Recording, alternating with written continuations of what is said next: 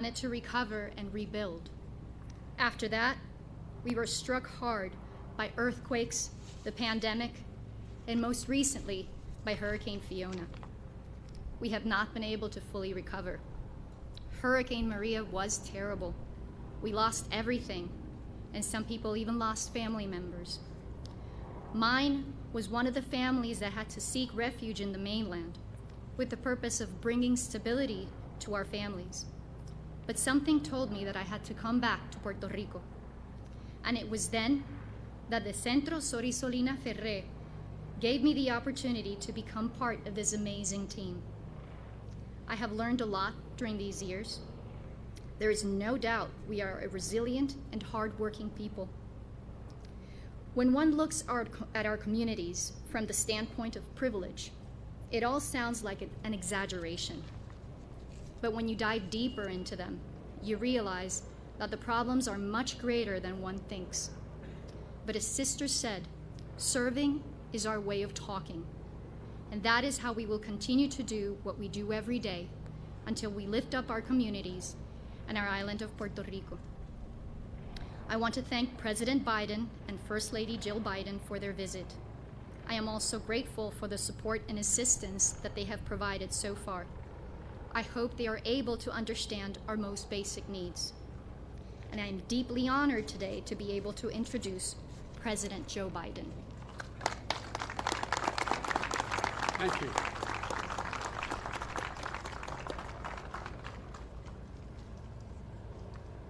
Well, my name's Joe Biden, and I don't want the headline to read, Biden brings storm to Puerto Rico. So I'm going to maybe have to cut this a little short. Let me start off by saying that Jill and I, and thank you very much for that lovely introduction. Jill and I we're anxious to be here. You know, I come from the little state of Delaware. It's not like the Congresswoman from New York. She's from the big state. But we have a very, in relative terms, large Puerto Rican population in Delaware, relative to our population. We have the 8th largest black population in the country, and between all minorities, we have 20% of our state is minority. And so I was sort of raised in the Puerto Rican community at home, politically. And so we came here for a long time, both for business and pleasure, since you're part of the Third Circuit Court of Appeals, and Delaware is as well, and I was chairman of the Judiciary Committee. I spent a lot of time in the northern part of the state.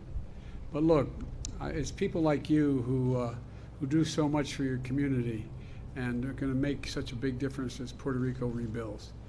Thank you, Governor, for your partnership as we work together to help rebuild Puerto Rico. And I mean rebuild it all, and rebuild it in a resilient way. So you don't, when storms come again, which they will, they're not having the damage they caused before. And I want to thank the members of Congress and local officials, community leaders who have joined us today. Ever since the hurricane struck, Jill and I have had people in Puerto Rico on our minds and in our prayers. We came here in person to show that we're with you. All of America is with you as you receive and recover and rebuild. I'm confident we're going to be able to do all you want, Governor, and I'm committed to this island. Puerto Rico has been through so much in recent years. Hurricane Maria 5 years ago, a 6.4 magnitude earthquake 2 years ago. The folks slept outside for days, worried about their homes would collapse on them if they went in. Then COVID-19, and then Fiona. And yes, Puerto Rico is a strong place, and Puerto Ricans are strong people, but even so, you have had to bear so much and more than need be, and you haven't gotten the help in a timely way.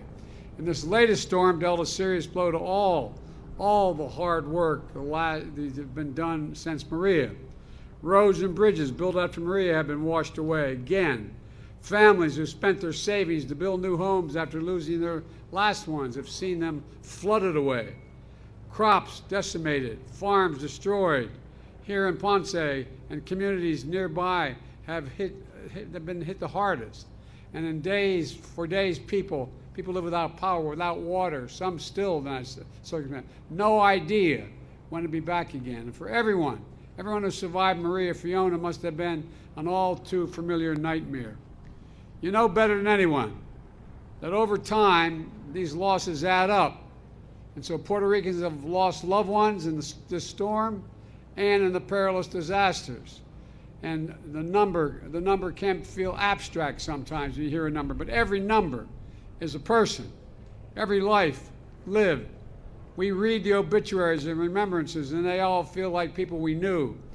Doting grandparents, devoted parents, christened children, longtime neighbors, people who cared about their community and made a difference. And they will not be forgotten. And then through these disasters, so many people have been displaced from their homes, lost their jobs and savings, or suffered injuries, often unseen, but many times seen. Yet somehow, the people of Puerto Rico keep getting back up with resilience and determination. Quite frankly, it's pretty extraordinary when you're looking from afar. And you deserve every bit of help your country can give you. That's what I'm determined to do, and that's what I promise you. After Maria, Congress approved billions of dollars for Puerto Rico, much of it not having gotten here initially. We're going to make sure you get every single dollar promised. And I'm determined to help Puerto Rico build faster than in the past and stronger and better prepared for the future. And that's why I approved emergency declarations of Puerto Rico before the hurricane. Governor, remember my call on you before the hurricane made landfall to deliver immediate federal funding to shelter people and provide essential support. Just a few days later, I approved an expedited major disaster declaration. That means federal government will cover 100% of the cost to clear debris and carry out search and rescue and continue to shelter people. It also means homeowners, renters, business owners are eligible to apply for federal help to recover damaged losses caused by Hurricane Fiona. The federal government is going to provide individual assistance for up to $37,900 for essential home repairs and another $37,900 for lost property as the law calls for, like a car or a refrigerator. Additionally, we've deployed more than 1,200 personnel from FEMA, the Army Corps of Engineers, the U.S. Coast Guard, the Department of Energy, the Environmental Protection Agency. They include search and rescue, teams to assist survivors, and power restoration experts.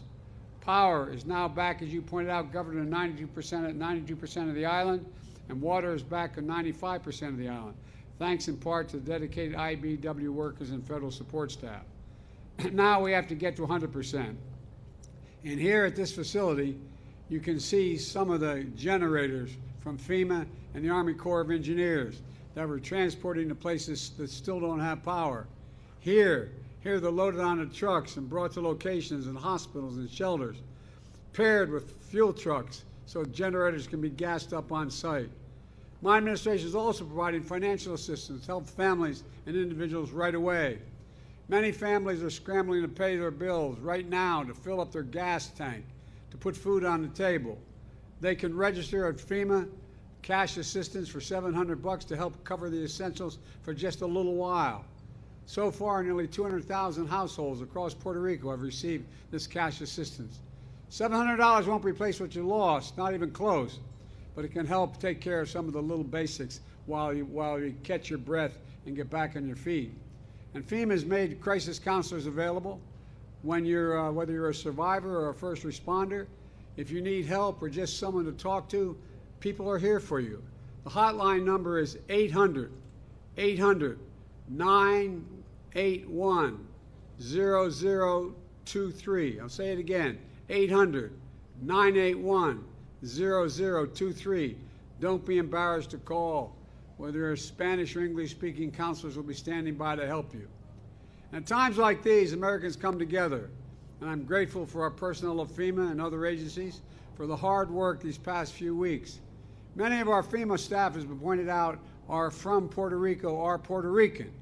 They've been working 24/7 to get help to people across the island, while also scrambling to help their own families and neighbors.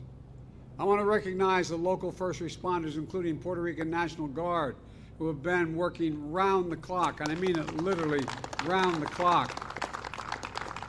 They've been through a lot the past 5 years. I want to applaud the Red Cross volunteers who came from as far away as California, Louisiana, Minnesota, Texas, to help however they can. And New York sent not only a congresswoman, the most congresswoman in the Congress, but the state troopers and emergency responders. I don't think you're going to stay the whole time, right? Anyway, all kidding aside, New Jersey sent their all-hazard incident management teams trained for hurricane responses.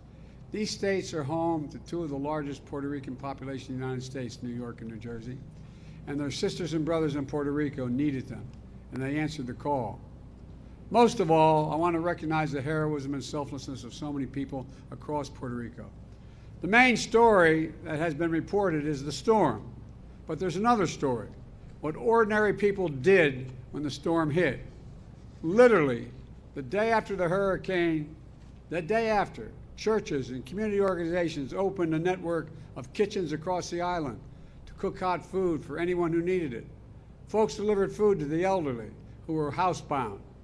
They started their generators, they shared their generators with neighbors who had medicine that needed to be refrigerated. They organized activities for kids to give their exhausted parents a break. They arranged canvases to bring food, water, and other supplies and commodities to communities cut short as a consequence of landslide and flooding and couldn't be reached. And during the storm, when the waters were rising, people went to extraordinary lengths to help each other survive. We've seen people using a raft and a boat tied to a rope to brave the raging waters and rescue neighbors trapped in their homes. You know, they aren't paratroopers or search and rescue professionals, they're neighbors. They're just regular folks ready and willing to do whatever they could do when their help was needed, when the neighbor was in trouble. And thanks to them, all the people of Puerto Rico, this recovery from Fiona is underway. I'm encouraged by all the stories that are opening up, the hospitals that have kept running, the supply chains that held steady, and the debris has already begun to be cleared on roads across the island, and we will continue the debris coverage. Still, we have to do more. We have to ensure that when the next hurricane strikes, Puerto Rico is ready. Today, I'm announcing more than $60 million in funding to help coastal areas in Puerto Rico become better prepared for the storm. For example, we can create a flood warning system to help shore up levees and flood walls. In addition, there's nearly $700 million in infrastructure investments in Puerto Rico that have already been announced since I signed the bipartisan infrastructure law last November. For example, we've awarded $90 million to upgrade PR2 highway, and we've announced $163 million to begin construction on the canal to restore Cano, help me with the pronunciation. Martin Peña, that entire ecosystem. And we're going to clean up polluted waters and restore mitigation mangrove habitats and bring back marine life. And you're going to see investments like these increasing significantly in the months ahead. We're investing in Puerto Rico's roads, bridges, public transit, ports, airports, water safety, and high-speed internet. We know that the climate crisis and more extreme weather are going to continue to hit this island and hit the United States overall. And as we rebuild, we have to ensure that we build it to last. We're particularly focused on the power grid. This year, to date, Puerto Rico has received $4 million to help make the power grid more resilient. That number is going to go up. As we conveyed to the governor, I'm ready to deploy and expedite more resources from the Department of Energy and other federal agencies, not just, I don't usually talk this fast, but it looks like it's moving quickly, to help transform the entire system so Puerto Rico, the Puerto Rican people can get clean, reliable, affordable power they need, and the power stays in homes and hospitals when storms like Fiona strike. That includes mini grids, which you can begin to deploy soon so we are less dependent on transmission lines across the long distances, and more redundancy when the storms hit. The goal is lower energy bills and more reliable power for Puerto Rican households. Additionally, I've asked the Secretary of Energy, Jennifer Granholm, who's a first-rate person, to lead a supercharged effort across the entire federal government. She's going to put in place the Puerto Rican Grid Recovery Modernization Team to bring to bear all the federal resources and technical assistance and additional support for Puerto Rico. And we'll help as you work to repair your grid quickly and drive decisive progress on the game plan for Puerto Rico's clean energy transformation. You know, I also know many people in Puerto Rico have many family friends and friends in Florida. Your hearts are with them right now, and their hearts are with you. Jill and I will be in Florida on Wednesday. And as I've made clear, at times like these, our nation comes together, put aside our difference, our political differences, and get to work. We show up when we're needed. Because if we lost our home, if we lost a loved one, we'd hope that people would show up for us as well. And I want the people of Puerto Rico to know I'm committed, so my entire administration is committed to standing with you every step of the way, as long as it takes. And the White House reception honoring Hispanic History Month, a U.S. Army chaplain, a Catholic priest, proud son of Puerto Rico, offered a prayer for all those who suffered through the hurricane, including Puerto Rico. Here's what he said. He said, "Give us generous hearts that we may continue to use our gifts to support them." Well, the people of Puerto Rico have generous hearts, and that's what they get through this. We're returning generosity. And that's the generous hearts that the rest of the country are going to make sure we continue to provide. But I want to say it again. We are not leaving here as long as I'm president until everything, I mean this sincerely, until every single thing that we can do is done. God bless you all, and and all of you who are hurting. And may God protect our troops and all those brave souls that risk their lives to help others survive this tragedy. And I usually don't quite talk this fast, but it looks like we made it. Thank you very much.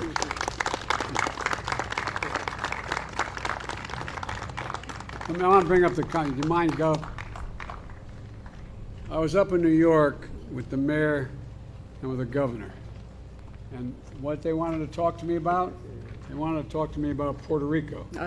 No, remember? We sat there? Yes. Yes. And so it is one of the best congresswomen and the congresspersons in the entire Congress. And she's, were you born here? Yes, I was born here. I saw And my it. family, my entire family is here. It's here? All right, I hope I don't 9 get you in brothers and trouble with my... sisters. 9 brothers and sisters. Well, God bless you. I tell you what, my mother used to think that anybody who had that many children, we only had 4, she'd say, no purgatory for mom, straight to heaven. Thank you. Straight to heaven. Thank you. Anyway. Thank you for being here. Thank you. We love you. Thanks, everybody. We're going to get this done. We really are.